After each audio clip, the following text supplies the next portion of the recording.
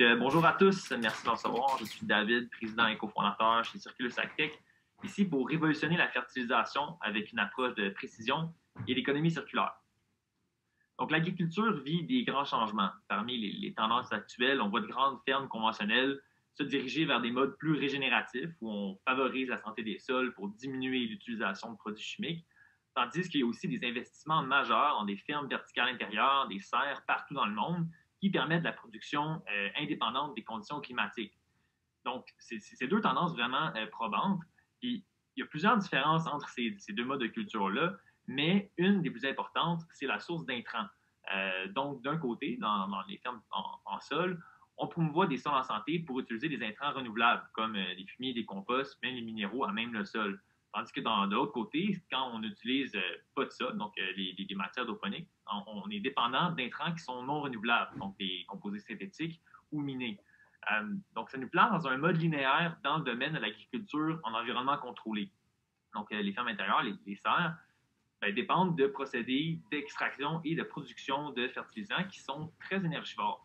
Donc, intrinsèquement, si les plantes qu'on produit localement n'utilisent pas des intrants locaux, on est dépendant d'énergie fossile.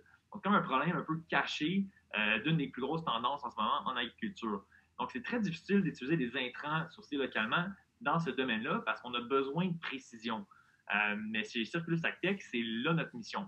Donc, on travaille avec des producteurs dans l'agriculture en environnement contrôlé pour inclure des sources de fertilisants locaux dans leur plan de fertilisation sous une forme d'un fertilisant liquide organique. Donc, on travaille avec nos clients en offrant un service de fertilisation organique. On les équipe pour recevoir des intrants sur site où est-ce qu'on peut brasser notre fertilisant organique liquide. Donc, on utilise une microbiologie. Donc, s'il n'y a pas de sol, il faut qu'il y ait une microbiologie à quelque part dans une unité indépendante qu'on vient contrôler puis optimiser en surveillant des teneurs en ions spécifiques. Donc, on utilise des équipements de laboratoire dont on a automatisé l'opération et les séquences de calibration pour s'assurer qu'on atteint des profils fertilisants intéressants puis qu'on optimise la façon qu'on peut extraire une valeur fertilisante puis comment celle-ci peut être bien intégrée dans un plan de fertilisation. Donc, ce qu'on permet, c'est de faire une économie circulaire, donc diminuer l'impact environnemental d'une production agricole. Puis comme on travaille avec des matières résiduelles qui elles-mêmes peuvent avoir des difficultés au niveau de leur gestion, on permet d'offrir une fertilisation organique qui est la moins chère sur le marché. Avec une stratégie de précision, on permet de garder le rendement et la qualité des produits qui sont produits. Donc, nos clients sont satisfaits par la fertilisation offerte. Si on regarde notre projet pilote qui se fait en partenariat avec Hydroserre Mirabel, un producteur de laitue en serre au Québec, la moyenne canadienne en fertilisation en serre, c'est 6 par mètre carré. Donc, si un producteur veut aller d'une option organique, de souche organique ou dite biologique, c'est double du prix. Donc, c'est très difficile dans des marges qui sont serrées de faire ce pas-là. Et notre approche chez Circulus qu'on propose, c'est un procédé de brasserie de fertilisants sur site. Dans le cas de notre procédé pilote, on veut recevoir 10 tonnes de fumier de poisson sur site qu'on va transformer et inclure dans leur plan de fertilisation au même prix que la compétition. Donc, l'idée, c'est pas de dire, OK, ça va être plus cher, c'est de dire, OK, on commence tout de suite pour commencer rapidement à fertiliser, puis avec une économie d'échelle et des partenariats avec nos fournisseurs d'intrants, avoir des économies sur le coût au long terme.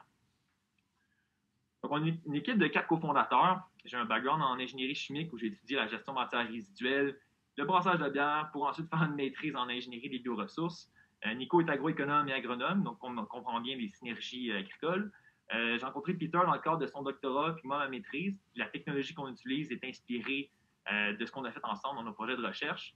Puis finalement, Mohamed est développeur de solutions software et hardware pour faire de l'acquisition de données dans l'agriculture de précision, puis se spécialise en machine learning, donc optimiser les données qu'on vient acquérir pour les réintégrer dans des modèles existants. Au cours de la dernière année, on s'est entouré d'une équipe de conseillers puis une équipe d'ingénierie pour nous aider à amener notre projet de pilote à terme.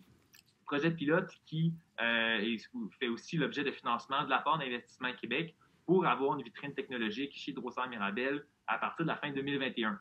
Donc, on a un projet de 450 000 qui est sujet du financement. Puis, en 2022, on veut ouvrir notre première ronde de financement pour ensuite introduire les marchés de la fertilisation internationale. Parce qu'on sait qu'en fertilisation, c'est quelques gros joueurs. Mais ces gros joueurs-là, leur clientèle demande des solutions issues de biotechnologie pour mieux utiliser les sources fertilisantes locales. Donc, on s'est fait approcher pour justement nous aider à rentrer dans le portefeuille des distributeurs de fertilisants, ce qui va nous permettre d'avoir une entrée en marché beaucoup plus facile. Donc, on cherche des premiers partenaires pour nous aider à combler nos financements gouvernementaux. Puis, j'aimerais vous rappeler pour conclure que dans notre monde, on aura toujours des matières résiduelles puis toujours besoin de nourriture. Et avec des bonnes données, il n'y a rien de perdu. Donc, je vous invite à me contacter pour poursuivre la discussion. Puis, je vous souhaite une belle fin de séminaire. Merci,